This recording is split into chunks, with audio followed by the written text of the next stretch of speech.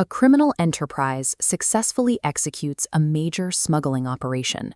The immediate result is a massive physical stockpile of millions in illicit cash. But the criminals now face a paradox. They possess extreme wealth, yet they cannot buy a house, invest in the stock market, or deposit the funds into a bank without triggering regulatory alarms. This cash is illegally classified as dirty money.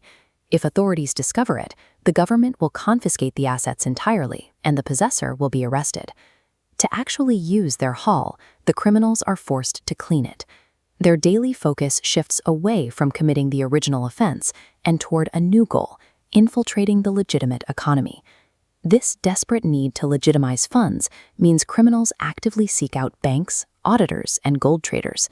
In doing so, they secretly transfer massive legal and financial liabilities onto everyday businesses. The danger of a crime does not end when the initial offense is completed.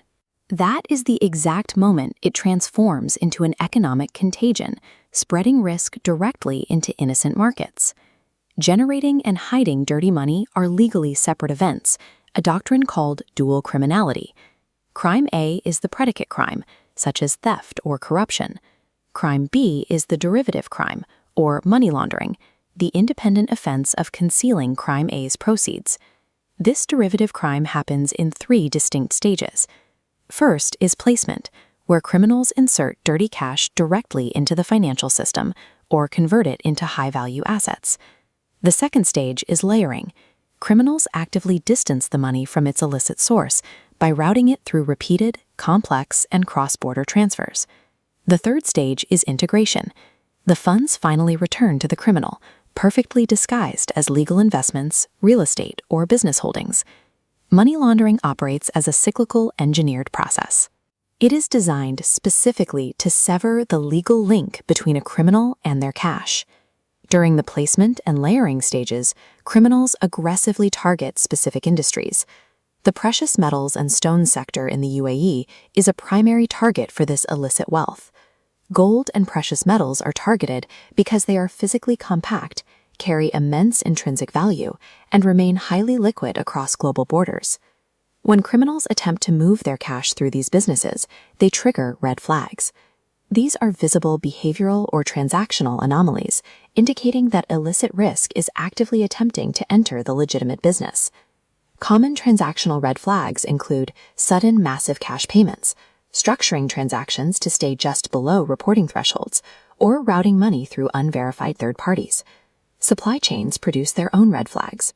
In trade-based money laundering, a transaction might rely on high-risk jurisdictions or exhibit severe discrepancies between official invoices and actual shipping weights.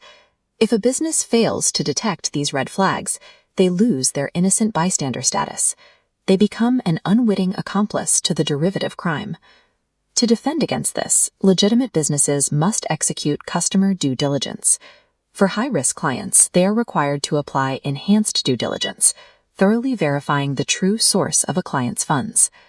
Failing to perform this due diligence or ignoring partial name matches on international sanctions lists transfers the criminal's legal liability directly onto the business itself.